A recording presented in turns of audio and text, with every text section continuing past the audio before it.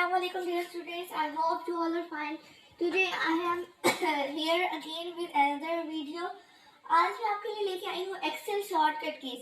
तो हम लोग MS एक्सेल यूज़ करते हैं कंप्यूटर में, और मोस्टली कंप्यूटर के स्टूडेंट्स, और वैसे भी हम डेली लाइफ में भी एक्सेल को यूज़ कर ही रहे होते हैं, ठीक है। बिकॉज कंप्यूटर का दौर है तो अपना सारा डाटा कोशिश करते हैं एक्सेल के ऊपर, वर्ड के ऊपर, इन सारी चीज़ों के अंदर हम लोग स्टोर करके रखें, सेव करके रखें। तो इसलिए हम लोग MS एक्सेल को यूज़ कर रहे होते हैं।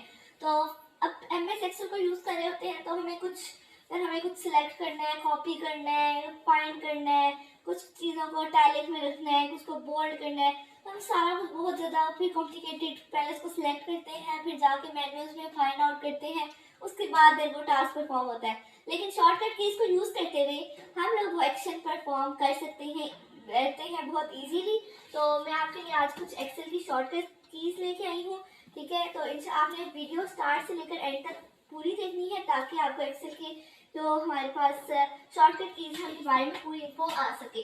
तो सबसे पहले हमारे पास मैंने कुछ कीज लिखी है, उनका एक्शन लिखा है कि वो क्या काम परफॉर्म करती है, और उनका मतलब लिखा है कि उनकी वजह से हमारे पास क्या काम परफॉर्म होता है, ठीक है।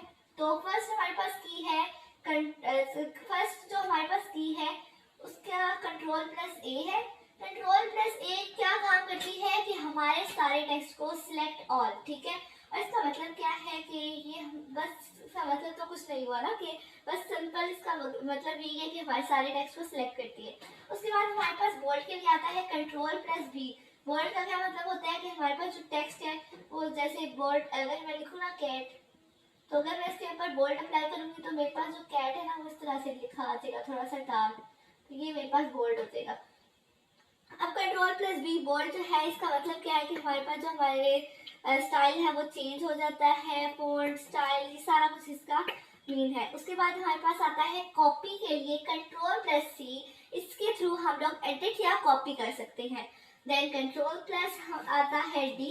Ctrl+D के थ्रू हम लोग फिल डाउन कर सकते हैं, एडिट, फिल एंड डाउन, ठीक है। उसके बाद हमारे पास आता है Ctrl+F, that is flash fill, and that means to data flash and fill, ठीक है। इसका मतलब ये है। उसके बाद हमारे पास आता है Ctrl+G। Ctrl+G के थ्रू हम लोग एक्शन, इसका क्या है, फाइंड आउट करना, उसका मीन क्या है, एडिट एंड फाइंड। अच्छा जी, Ctrl+H आता है। Ctrl+H मतलब है गो टू, और इसका मीन है edit and go to.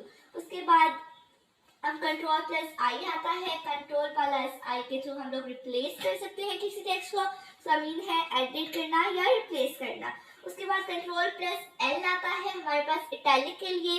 Italic तो आप लोगों को बताया कि आपके पास जो वर्ड्स है वो थोड़े से ऐसे, ठीक है, टेढ़ हो जाए, थोड़े से इस तरह से हो जाए, तो इसके लिए इटैलिक यूज होता है Ctrl+L।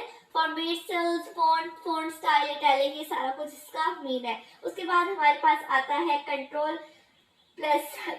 सॉरी, मैंने आपको यहाँ पे वैसे छोटी सी मिस्टेक हो गई है। इटैलिक के लिए आप लोग यूज करते हैं Ctrl+K, ठीक है। सॉरी, इटैलिक के लिए Ctrl+K यूज होता है, याद रखिएगा।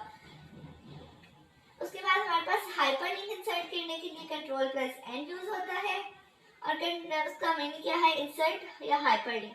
उसके बाद हमारे पास Ctrl+O आता है, that is used to add new workbook, और इसका मीन क्या है, फाइल न्यू ऐड करना। क्या होप सो आपने कुछ एक्सेल शॉर्टकट कीज को याद कर लिया होगा, रिमाइंड कर लिया होगा। इसके अलावा भी हमारे पास जी तक, और इसके अलावा भी हमारे पास शिफ्ट के थ्रू भी बहुत सारे एक्सेल की शॉर्टकट कीज हैं, जो कि मैं आपको नेक्स्ट वीडियो में डिटेल से एक्सप्लेन करूंगी। ओके, इसमें भी अगर आपको कोई क्वेरीज है तो आप लोग कर सकते हैं। ओके, तो अल्लाह हाफिज़।